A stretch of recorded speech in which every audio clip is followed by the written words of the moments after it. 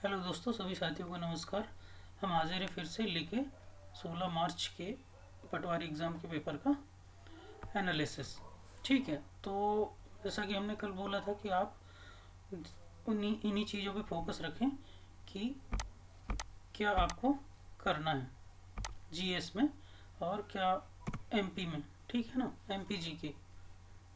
तो एमपी जी के क्वेश्चन जिस तरह से बोले थे हमने कि बढ़ रहे हैं, एमपी जी के का वेटेज बढ़ेगा। जैसे पहले पेपर में क्वेश्चन आए थे 5 क्वेश्चन, ठीक है ना, 4 से 5 क्वेश्चन आए थे पहले डेट में 15 मार्च की डेट को। लेकिन अब उसके बाद थोड़ा सा बढ़ा है एमपी का वेटेज, है ना, यहाँ पे। तो चलिए देखते हैं कि क्या कैसा है, फिर उसको कंक्लूड करते हैं किस तरह का पेपर था अपना ये जीएस का और साइंस का, कंप्यूटर का, है ना। उनके कुछ क्वेश्चन अपन लेके आए हैं, तो उनमें से ये है कि कुछ आइडिया तो लग ही जाएगा कि क्या कैसा था और आगे की रणनीति बना सकें। ठीक है, देखते हैं।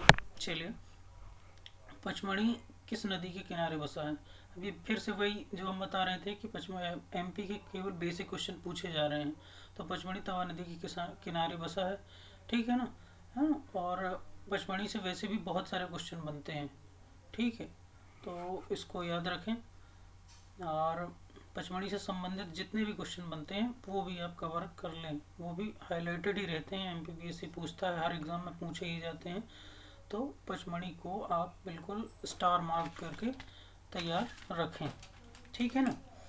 अब इसके बाद नेक्स्ट क्वेश्चन पे चलते हैं। हाँ, पचमढ़ी को सतपुड़ा की रानी भी कहा जाता है ना, ये भी ध्यान रख। हो गया, अब कम पचमढ़ी से रिलेटेड सारी चीज़ें कंप्लीट कर लें। और रूप सिंह स्टेडियम में प्रथम ओडीआई मैच कब खेला गया। तो ये एक फैक्चुअल डेट है जो आपको याद रखनी पड़ेगी। रूप सिंह स्टेडियम पता है कहाँ पे है? ग्वालियर में है। काहे का है? क्रिकेट का स्टेडियम। ये रूप सिंह वही हैं, याद रखना, ध्यानचंद जो हैं उनके भाई हैं। ये क्रिकेट खेलते थे, वो हॉकी खेलते थे, ठीक है। जो हॉकी के जादूगर थे मेजर ध्यानचंद, उनके। तो रूप सिंह स्टेडियम में प्रथम ओडीआई मैच कब खेला गया था? 22 जनवरी 1988 को, भारत और वेस्ट इंडीज के बीच। एमपी की चीज़ें आप याद ही रखें।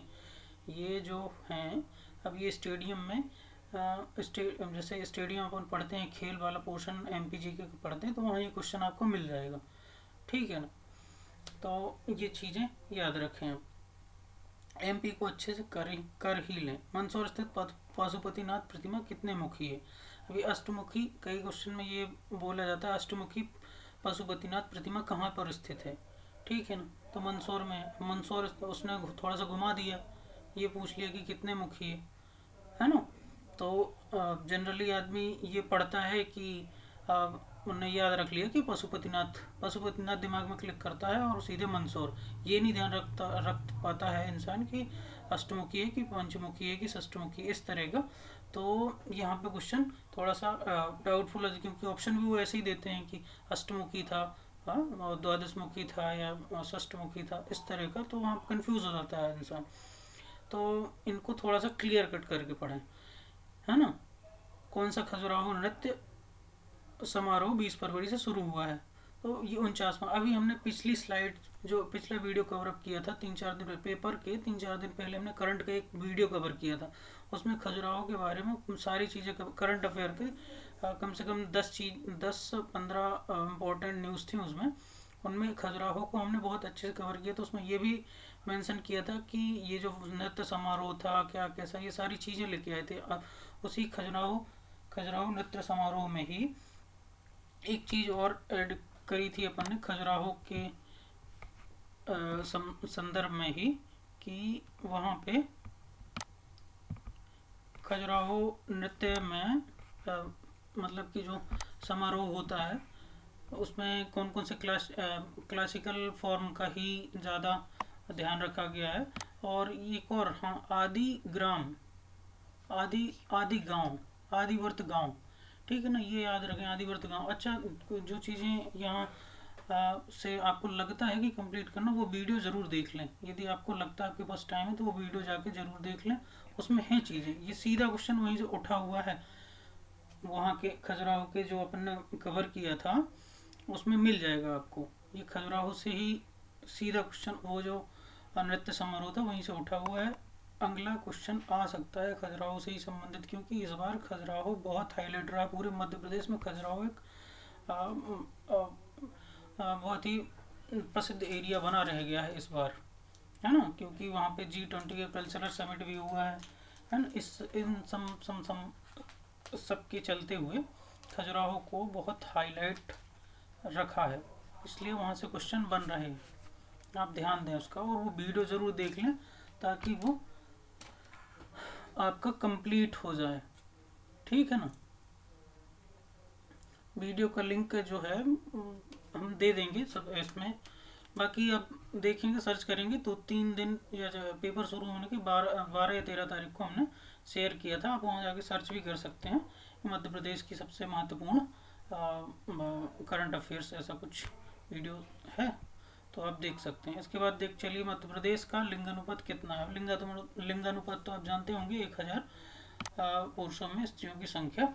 तो इस तरीके से मध्य प्रदेश का 931 है। अब यहाँ पे देखिए मध्य प्रदेश में ही फोकस किया, कितने क्वेश्चन दिख गए यहाँ पे, 5 क्वेश्चन तो यही दिख गए, ठीक है। इसके बाद मध्य प्रदेश के साथी प्रोजेक्ट में कितने जिले शामिल हैं, और साथी का फुल फॉर्म देख लीजिए, sustainable agriculture through holistic integration. कितने जिले हैं, 26 जिले हैं, ठीक। ये चीज़ें आपको ध्यान देनी है मध्य प्रदेश जीके में, ठीक। 6 क्वेश्चन आपको यहीं पे दिख गए हैं, है ना। और ये इसको करंट से मान सकते हैं, लेकिन वो भी है मध्य प्रदेश का ही, है। तो मध्य प्रदेश से हम संबंधित हमने जो करंट था वो कवर किया था उस वीडियो में, उसको आप देखें। वहाँ से काफ़ी चीज़ें हैं जो आप हो सकता है फंसे या आपको काम आए कहीं ना कहीं से लिंकअप करने में, आंसर में, ठीक है। चलिए तो आप नेक्स्ट स्लाइड में चलते हैं, देखते हैं सतखंडा महल कहाँ है। ये भी एमपी का ही क्वेश्चन। सतखंडा महल द्वितीय पैलेस में, ठीक है ना। सतखंडा महल दतिया में। अच्छा, ये दतिया पैलेस हो गया। दतिया का किला भी याद रखें, किसने बनवाया था, उस किले में क्या लिखा हुआ, ये सब चीज़ें जो सीधे सीधे क्वेश्चन बनते आ रहे हैं हर एग्ज़ाम में, उन चीज़ों को, ये इम्पोर्टेंट चीज़ें हैं इसलिए उनको याद रखें, क्योंकि इसी तरह के बेसिक क्वेश्चन बना रहे हैं वो लोग। अब चलते हैं हनुवंतिया आइलैंड कहाँ स्थित है। ये पता होगा, हनुवंतिया टापू काफ़ी न्यूज़ में रहता था, फिर उसके बाद क्वेश्चन भी बनते थे। अब वही रिपीट हो रहा है सीधा। खंडवा में इंदिरा सागर डैम पे आइलैंड है ना। कई लोग सैलानी यहाँ पे घूमने जाते हैं, हाँ, पर्यटन केंद्र बन चुका है ये, ठीक है। तो ये भी एमपी का। बहुटी किस नदी पे है। अब ये भी बहुत फेमस क्वेश्चन है। बहुटी किस नदी पे, तो रीवा जिले की सेलर नदी, जो बीहड़ नदी की सहायक नदी है, सेलर नदी। ये याद रखें आप, सेलर नदी बीहड़, और किसकी सहायक नदी है ये, उसकी बीहड़ नदी की। ये है सेलर नदी और ये सहायक नदी है बीहड़ की। तो सेलर नदी में है बहुटी जलप्रपात, ठीक है। तो ये आप याद रखें। और ये भी एमपी का ही क्वेश्चन। सबसे ज़्यादा महीन रेत किस नदी में मिलती है, सोन नदी में, ठीक है ना। ये भी कहीं ना कहीं एमपी से ओरिएंटेड है, क्योंकि सोन नदी मध्य प्रदेश से निकलती है। तो सोच लीजिए, मध्य प्रदेश में लघु, अगला क्वेश्चन है, मध्य प्रदेश में लघु एवं सूक्ष्म विभाग की स्थापना कब हुई थी। देखिए अब वो बिल्कुल पिन पॉइंट करने लग गया है मध्य प्रदेश पे। एक ही दिन बीता है और कैसे पिन पॉइंट हो रही हैं अब चीज़ें, है ना। फोकस होता जा रहा है उसका मध्य प्रदेश पे। अब जैसे जैसे क्वेश्चन कम होते जाएंगे वैसे वैसे वो थोड़ा सा और डेट पे ओरिएंटेड हो सकते हैं, है ना, कि कौन सी चीज़ कब बनी थी, कब किसकी स्थापना हुई थी, किस सन में कौन सा कुछ आयोजन या कुछ भी ऐसी चीज़ें हुई थी, है ना। तो सन पे ओरिएंटेड हो सकते हैं, कब मध्य प्रदेश में कौन सा जिला कब किस सन में बना था, है ना। ये सब चीज़ें आ सकती हैं, संभावना है आगे चल, जिस तरह से ये दिख रहा है, ठीक है। हम नेक्स्ट स्लाइड में चलते हैं। पानीपत का युद्ध कब और किसके बीच हुआ था। देखिए ये है, ये भी बिल्कुल वही पक्षक जो आपने याद कर रखा होगा। पानीपत खानवा, हाँ, और वो सब चीज़ें जो याद कर रखी हैं, वहीं से सीधा पानीपत का युद्ध कब और किसके बीच हुआ था। अफगान और अहमद शाह अब्दाली के बीच, अफगानों और अहमद शाह अब्दाली के बीच हुआ था पानीपत का युद्ध। ठीक है, तो ये सीधा क्वेश्चन है, यदि आपने जी के पढ़ी होगी लूसेंट में बिल्कुल लिखा हुआ है अफगान और अहमद अब्दाली, बिल्कुल, और हाईलाइटेड है रेड रेड ब्लॉक में बंद, है ना। तो ये बिल्कुल ऐसा नहीं है कि मतलब बहुत अंदर से क्वेश्चन पूछ रहा है कि बिल्कुल कुछ भी क्वेश्चन पूछे जा रहा है। व्यापम बहुत ही एकदम हाईलाइटेड क्वेश्चन ही पूछ रहा है। तो आप इतना ध्यान रखें और उसी चीज़ को रिवीजन करते रहें बार बार, ठीक है ना।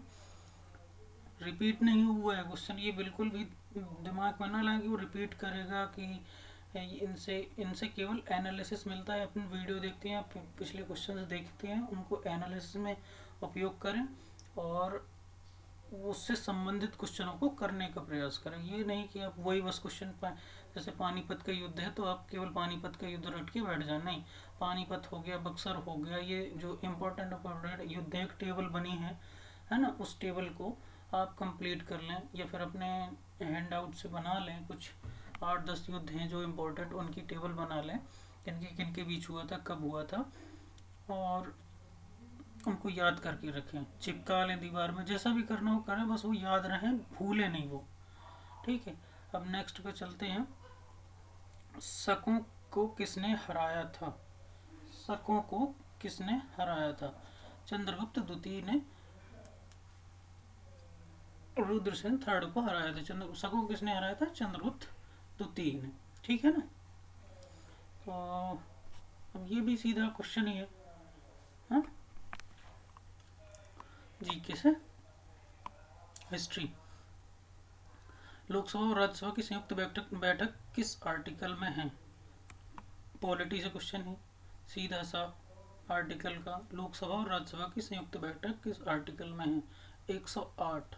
अब इतना याद रखें आप कि आर्टिकल यदि आपने पहले पढ़े होंगे तो ठीक है, वरना आप यदि सोचें कि इस आर्टिकल को देख के आप करें तो आप टाइम लगने वाला है, क्योंकि काफ़ी सारे आर्टिकल ऐसा हो सकता है कि आपको कंफ्यूजन क्रिएट कर दें। यदि पॉलिटी आपने पहले से अच्छे से नहीं पढ़ी है तो दिक्कत हो सकती है ना। तो यदि आप आर्टिकल याद करने के प्रयास करें तो इतना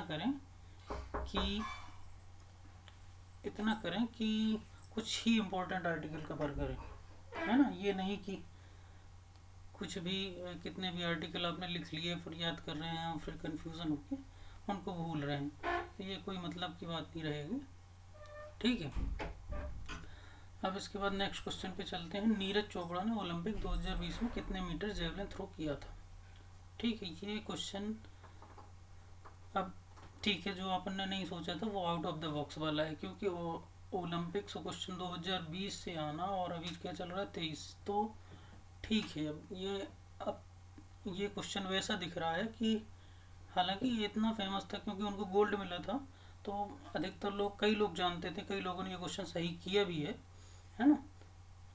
लेकिन ये उसी टाइप का मान सकते हैं जैसे वो अब धीरे से व्यापम ने एक बाउंसर फेंक दी हो, है ना। तो अब ये पहला क्वेश्चन अपन को ऐसा दिख गया, ये व्यापम की बाउंसर है। ठीक है ना। अब इस ये कैसे कोई कवर अप करता है ये देखना है। बाकी आप क्वेश्चन एमपी जीके करके, एमपी जीके के सारे क्वेश्चन सही करके यहाँ पे आप एक बहुत ही बैलेंस मार्क्स ले आ सकते हैं। ऐसा नहीं यदि एमपी आपने गलत किया तो बहुत पीछे हो सकते हैं, क्योंकि अन्य सब्जेक्ट्स के देखिए, हिस्ट्री के मान लीजिए तो 2-3 क्वेश्चन, ऐसे पॉलिटी के 2-3 क्वेश्चन बैठेंगे, है ना। अब ये भी ध्यान रखें कि जैसे लोकसभा और राज्यसभा की संयुक्त बैठक है तो इस आर्टिकल तो पूछ लिया इसने, हम इनकी अध्यक्षता कौन करता है ना। तो ये अध्यक्षता लोकसभा करता है। और ये भी ध्यान रखें कि लोकसभा अध्यक्ष यहाँ ये कुछ ऐसी चीज़ें हैं जो लोकसभा अध्यक्ष की शक्तियाँ राज्यसभा के सभापति से ज़्यादा होती हैं। जैसे धन विधेयक घोषित करने की शक्ति होती है उसके पास, ठीक है ना। धन विधेयक लोकसभा की ही लोकसभा का ही मैटर है मुख्य रूप से मान लें, है ना। और ऐसे ही उसकी संयुक्त बैठक की अध्यक्षता करने की शक्ति भी लोकसभा अध्यक्ष के पास ही होती है। इस तरीके से ये चीज़ें देख लें। अब नेक्स्ट स्लाइड में चलते हैं। ये साइंस की स्लाइड है, किसकी है ना। तो इसमें भी कुछ दोनों शिफ्ट्स के हल्के हल्के क्वेश्चन कवर किए गए हैं, ताकि ये आइडिया लग सके कि इनका डेप्थ कितनी है, कितना अंदर तक पूछ रहा है, टफनेस क्या है इनके क्वेश्चंस की। तो सूर्य की रोशनी से कौन से विटामिन प्राप्त होती है। देखिए बिल्कुल बेसिक क्वेश्चन, सूर्य की रोशनी से विटामिन डी। तो विटामिन हो गए, रोग हो गए, कौन कौन सी बीमारियां हैं, इनके कौन कौन से कारक हैं, ये चीज़ें आप याद करके रखें। ये जीव विज्ञान का पोर्शन जो यदि आपने लूसेंट पढ़ी है या कोई और भी पढ़ी है तो बीमारियों वाला पोर्शन ज़रूर याद रखें। ये 4-6 पेज का पूरा सिलेबस पूरा बनेगा, उसको बिल्कुल कंठस्थ कर लें, ठीक है ना। नेक्स्ट है दोलन गति और आवर्ती गति का संबंध। तो दोलन गति, ठीक है ना, और आवर्ती गति ये दोनों आपने पढ़ी होंगी। दोलन गति क्या होती है, उसमें ऑप्शन ऐसे थे कि दोलन गति, प्रत्येक दोलन गति आवर्ती गति हो सकती है, आवर्ती गति दोलन गति हो सकती है, इस तरह के कुछ ऑप्शन थे। तो हालांकि ये ऐसा है कि हर आवर्ती गति दोलन गति होती है, लेकिन हर दोलन गति आवर्ती गति नहीं हो सकती, ठीक है ना। और ये ऐसे होते हैं जैसे ऐसा, ठीक है ना। प्रत्येक दोलन आवर्ती होता है, लेकिन हर आवर्ती दोलन गति नहीं होती है, ठीक है ना। दोलन जैसे कोई पेंडुलम लटका हुआ है ऐसा, और ये है ना, इसको फ्री छोड़ दिया जाए तो ये ऐसे ऐसे टाइप का ये होती है। ये हो गया दोलन। तो ये सब चीज़ें है ना, फिजिक्स का पोर्शन है। किस फसल द्वारा नाइट्रोजन फिक्सेशन होता है।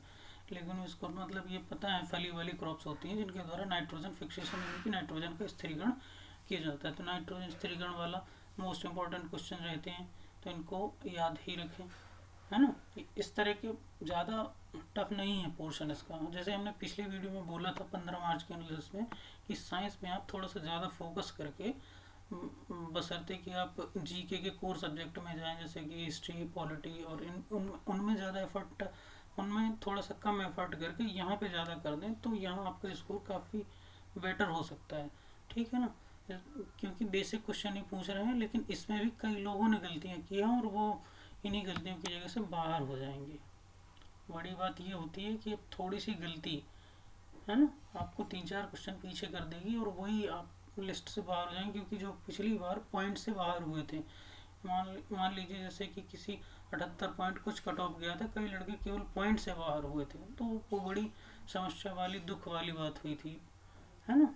या तो बाहर हो तो बड़े नंबरों से, बड़े गैप से बाहर हो, या फिर अंदर ही हो जाए, इस तरीके से फील होता है फिर बाद में।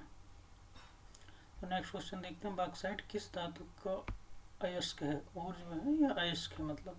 तो ये है ना, अयस्क वाली पोर्शन से याद कर लें कि कौन सा किस चीज़ का अयस्क होता है। 3-4 इम्पोर्टेंट चीज़ें हैं, 3-4 इम्पोर्टेंट धातुओं के अयस्क पूछे जाते हैं, तो उनको याद कर ही लें। तो ये हो गया एल्यूमिनियम से। मलेरिया के लिए उत्तरदायी प्लाज्मोडियम मच्छर होता है। तो ये याद करके रखें।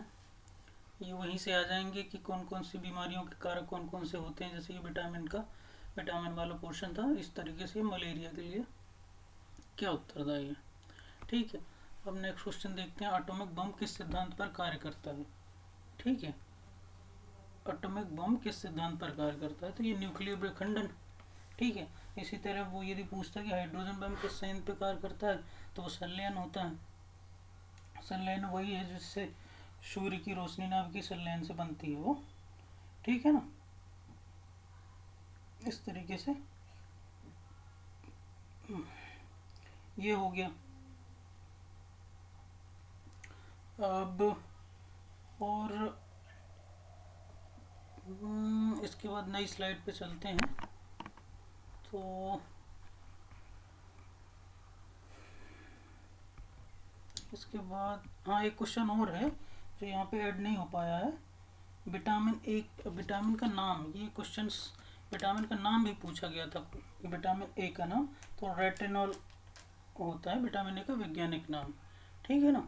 ऐसे विटामिन ए के साथ में vitamin B, vitamin C, vitamin D तीनों को कर लें, है ना। यदि विटामिन से क्वेश्चन पूछ रहे हैं तो विटामिन को कंप्लीट कर लें पूरा, एक नहीं पूरा कंप्लीट करें उसको विटामिन को, कि आपने ये बस नहीं करना है कि अपने विटामिन सी किस कौन सी विटामिन से प्राप्त होता है, सूर्य की रोशनी से कौन सा विटामिन प्राप्त होता है, अपने विटामिन डी, और ये याद कर लिए सब। ये बस नहीं, ये भी याद कर लें कि किसकी कमी से कौन सा रोग हो जाता है, ये याद कर लें, इनका वैज्ञानिक नाम याद कर लें, और इनकी खोज किसने की थी वो भी याद कर लें। तो इनसे जितने जुड़े हुए क्वेश्चन हैं जो बन सकते हैं वो सारा कुछ आप कंप्लीट कर लें। और एक और क्वेश्चन था कि एंटीबॉडी का निर्माण कौन करता है। ये दो क्वेश्चन ऐड नहीं हो पाए स्लाइड में, हालांकि अतिरिक्त से लिखे हुए थे, तो इनको बता देते हैं। एंटीबॉडी का निर्माण कौन करता है, तो इसका आंसर लिम्फोसाइट्स है। तो देखिए यहाँ पे भी बायो में ही फोकस में रखा है उसने, जो हमने पिछली स्लाइड में बोला था कि आप बायो के पोर्शन को, ये जो बीमारियों और विटामिन वाले पोर्शन है, इन पे फोकस करके थोड़ा सा एक्स्ट्रा मार्क ला सकते हैं। तो देखिए व्यापम का एक फिक्स एरिया है, आप उस पर काम करेंगे आपको पॉजिटिव रिजल्ट मिलेंगे, इस बात की गारंटी है, ठीक है ना। और ये पेपर इसीलिए दे रहे हैं ताकि आप स्वयं से भी एनालिसिस कर पाएँ, ठीक है ना। आप पिछले 15 मार्च के पेपर को उठा के देखिए और 16 मार्च का उसका ओरिएंटेशन देखिए व्यापम का किस तरह जा रहा है और किस तरह से उसके क्वेश्चन हो रहे हैं। इस तरीके से आप कंफ्यूज नहीं हो और ना घूमें, एक सीधी डायमेंशन से काम करें और एक उचित डायरेक्शन लेके चलें, आप बिल्कुल सही जगह पहुंचेंगे, है ना। जो कि अपना उद्देश्य है कि अपन लिस्ट में हो, फाइनल लिस्ट में अपना नाम होना चाहिए, वहाँ पे आप पहुँचेंगे, ठीक। अब नेक्स्ट चलते हैं कंप्यूटर। तो कंप्यूटर की स्लाइड है जो वो अपन इसमें ऐड नहीं है, बल्कि बाकी क्वेश्चंस अपने पास हैं। तो जैसे कि उन्होंने पूछा था कैश मेमोरी से क्वेश्चन पूछा था, ठीक है, क्या था, कैश मेमोरी, कैश, है ना, कैश मेमोरी का। और दूसरा था हार्ड डिस्क से क्वेश्चन पूछा था। रैम रोम के क्वेश्चन थे जो चले आ रहे हैं, रैम रोम की जो बहुत ही हाईलाइटेड क्वेश्चन रहते हैं, वही रैम से और रोम से, इसीलिए कहते हैं रैम रोम, मतलब मेमोरी से ही। देखिए कैश मेमोरी का क्वेश्चन मेमोरी से आया था, हार्ड डिस्क का भी मेमोरी का ही पोर्शन है, रैम रोम भी मेमोरी पोर्शन है। तीन से चार क्वेश्चन वो मेमोरी से उठा ले रहे हैं, इसलिए मेमोरी हमने पिछली बार 2-3 वीडियो से यही बोल रहे हैं, कंप्यूटर के हर वीडियो में बोला है कि प्रिंटर हो गया, मेमोरी हो गया और MS ऑफिस हो गया, इनसे आप चीज़ें कंप्लीट कर लें, ठीक है ना। ये बिल्कुल कंफ्यूज में ना रहें कि अभी क्वेश्चन नहीं आ रहे हैं, तो किसी आपका हो सकता है कि आपका जिस दिन पेपर हो उसी दिन वो पटक दें, है ना, और उसका कौन सा बदलने में टाइम लगना है उसको, कि मतलब उनने पेपर सेट कर रखे हैं, उनने अपना सिलेबस कंप्लीट कर दिया होगा कि उनने कब कहाँ कौन से क्वेश्चन पूछने हैं, सारे डेट फिक्स्ड हैं, है ना, सारा पेपर उनके फिक्स हैं। तो कभी भी ये इतनी तैयार करके जाएं आप लोग कि यदि आपके लिए ऐसे क्वेश्चन फंस रहे हैं तो कम से कम कुछ क्वेश्चन तो कर ही पाएँ आप। और उसका फिक्स एरिया है क्वेश्चंस का, जहाँ से ज़्यादा क्वेश्चन पूछता है तो वहाँ आप कंप्लीट कर लेंगे, क्यों चूकें आप, ठीक है ना। तो ये 3 सब्जेक्ट जो बहुत इम्पोर्टेंट 3 टॉपिक, कंप्यूटर के 3 टॉपिक, मेमोरी हो गया और प्रिंटर वाला पोर्शन हो गया और MS ऑफिस, ठीक है ना। और डिवाइस का तो वो पढ़ ही लिए, डिवाइस का तो प्राइमरी है, वो सभी पढ़ ही लेते हैं कि इनपुट आउटपुट डिवाइस कौन कौन सी है, वो सारी चीज़ें, ठीक है। इसके बाद में क्वेश्चंस देखते हैं। इसके बाद में आया था ब्राउज़र पूछता है, जैसे ब्राउज़र हो गया, सर्च इंजन पूछता है वो, है ना। तो ये सब पढ़ लेने हैं, 8-10 तो ब्राउज़र, सफारी इंजन जो भी है ना। तो इसमें ब्राउज़र भी पूछा था और सर्च इंजन दोनों ही क्वेश्चन पूछे गए थे कि इनमें से कौन सा ब्राउज़र है, इनमें से कौन सा सर्च इंजन है। और बस वही जो PSC में हर जगह ऑप्शन दिए जाते हैं कि कौन कौन से हैं, 3 ऑप्शन कुछ भी करके चौथा कर दिया सफारी, ठीक है। ये फिर कोई सा भी मान लें आप, गूगल मान लें, फायरफॉक्स मान लें, ये सब चीज़ें, ठीक है। तो ये हो जाता है कंप्यूटर वाला पोर्शन। अब चलते हैं अपन इंग्लिश में, ठीक है, किसमें, इंग्लिश में। तो अब इंग्लिश में उन्होंने वही सब चीज़ें पूछी हैं इस बार भी। आप जो अपन ने 15 मार्च को के पेपर में डिस्कस किया था, आप वही सारी चीज़ें उठा के देख लें, सेम वही चीज़ें जा रहा है, उसके इंग्लिश में कोई भी मॉडिफिकेशन नहीं हुआ है अभी तक, और ना इंग्लिश में ओरिएंटेशन बदल रहा है, वही सारी चीज़ें हैं, उसको जाके देख लेंगे, आपकी कवर अप हो जाएंगी। वही स्पेलिंग चेक्स हो गई, स्पेल चेक्स, और वही कुछ सिनोनिम्स एंटोनिम्स हैं, वॉइस हो गए, एक्टिव पैसिव वॉइस हो गए, ठीक है ना। एरर डिटेक्शन हो गया कि मतलब शब्द कौन सा सेंटेंस गलत है इनमें से। तो ये सब चीज़ें आप पुराना वीडियो देख लें इंग्लिश का, जो अपन ने 15 मार्च का दिया था, उसका इंग्लिश वाला पोर्शन देख लेंगे तो आपको समझ में आ जाएगा, ठीक है ना। अब चलते हैं हिंदी में। तो हिंदी में भी वही क्वेश्चन है, कुछ भी बदलाव नहीं है। हिंदी में वही रस, छंद, अलंकार, ठीक है ना, वाच्य, समास, संधि, तद्भव, तत्सम, पर्यायवाची, मुहावरे, ये सारी चीज़ें जो पहले वीडियो में बताई थी अपन ने, बस वही चीज़ें पूछी गई इसमें भी। अब इसके बाद चलते हैं मैथ रीजनिंग। तो रीजनिंग का भी वही है, कोडिंग, डिकोडिंग, सेटिंग, अरेंजमेंट, ठीक है ना। ये वाले कुछ कोडिंग डिकोडिंग के 2 क्वेश्चन थे, सेटिंग अरेंजमेंट के 3 से 4 क्वेश्चन थे, ठीक है। मिसिंग नंबर जो ढूंढने का कि कोई 3, 4, 5 बीच में ऑप्शन दे देते हैं, ठीक है, उसके 2 नंबर थे। इस पर ब्लड रिलेशन का 1 से 2 क्वेश्चन थे, जबकि पिछले 15 तारीख वाले में ब्लड रिलेशन के थोड़े ज़्यादा क्वेश्चन थे, 3, 4। इस तरीके से घूम वही रही है सुई, आगे से पकड़े चाहे पीछे से पकड़े, घूम वही रही है। सिलेबस आपको इनका वही कंप्लीट करना है, वही रिवीजन करना है, मैथ और रीजनिंग। अब मैथ पे आते हैं, उनका देखते हैं। तो मैथ में टाइम एंड वर्क हो गया, ठीक है, एज वाले क्वेश्चन हो गए, प्रॉफिट लॉस हो गया, है ना, प्रॉफिट लॉस हो गया, ठीक है। और यहाँ पे भी जैसे उसमें मेंसुरेशन के क्वेश्चन पिछले वाले में पूछे थे, मेंसुरेशन की इस वाले में भी पूछे, तो मेंसुरेशन का देख लें। और पाई चार्ट इसमें ज़रूर पूछा गया है, तो पाई चार्ट को भी देख लें। हालांकि पाई चार्ट थोड़ा सा बड़ा हो जाता है, लेकिन देख लें उसको यदि आपने नहीं देखा हो, क्योंकि कई लोग छोड़ देते हैं पाई चार्ट को। और प्रोबेबिलिटी, अब प्रोबेबिलिटी उन्हीं लोगों के लिए ठीक है अभी, या फिर बेसिक तो देख ही सकते हैं प्रोबेबिलिटी यदि आपने नहीं पढ़ी हो, क्योंकि प्रोबेबिलिटी और पर क्रमचय संचय, ये 2 ऐसे सब्जेक्ट हैं जिनसे थोड़ा सा डरते हैं लड़के, है ना। तो ये देख लें, इनसे क्वेश्चन पूछे गए थे। तो मैथ रीजनिंग में वही है, इनका मैथ रीजनिंग में वही रहा है, कुछ भी बदलाव ज़्यादा नहीं देखने को मिला है, ठीक है ना। तो इससे अपन कंक्लूड ये कर सकते हैं कि मैथ रीजनिंग में अपन वही कंटिन्यू करते हैं जो पहले किया था। इसके बाद हिंदी का भी वही कुछ है, इंग्लिश में भी सारा कुछ वही करके रखना है, और ठीक है ना। और जो साइंस का है, साइंस में आप थोड़ा सा फोकस, जैसे पिछले वीडियो में भी 15 मार्च के एनालिसिस में बोला था कि आप थोड़ा सा साइंस में फोकस बढ़ा दें तो फ़ायदे में रहेंगे। और यहाँ पे जीके वाले पोर्शन में अपन ने बोला था कि एमपी पे फोकस बढ़ा दें, वहाँ से आप ज़्यादा फ़ायदे में रहेंगे। और मैनेजमेंट के सिद्धांत में जो अपन ने पहले बोला था, पिछले वीडियो में बोला था, मैनेजमेंट का वही करना है जितना भी आपने पहले से तैयार कर रखा है। प्रबंधन के सिद्धांत इसमें भी पूछे गए हैं, है ना। फ्यूल का सिद्धांत पूछा था, नियंत्रण, संगठन, इन सब चीज़ों के सिद्धांत जो थे वही पूछे गए थे। तो इनमें ये ऐसा है मैनेजमेंट में कि जो क्वेश्चन आपको याद आ पा रहे हैं, क्योंकि मैनेजमेंट आपने नया सब्जेक्ट पढ़ा है, तो उसमें कुछ क्वेश्चन 10 से 12, 15 नंबर तो आप बना ही लेंगे, 15-16। लेकिन उसमें स्कोर का ऐसा नहीं है कि उसमें ज़्यादा स्कोर बन रहा है, किसी का भी नहीं बन पा रहा है, तो उसमें फोकस करने में ज़्यादा फ़ायदा है नहीं है, समझ में नहीं आ रहा। जबकि साइंस में साइंस हो गया एमपी में, यहाँ पे क्योंकि ये आप पहले से तैयार करते हैं ये पोर्शन को, इनके रिवीजन में आपको बेनिफिट मिलेगा, है ना, वहाँ से आउटपुट ज़्यादा मिलने की संभावना है, ठीक है। तो ये होता है आज का एनालिसिस।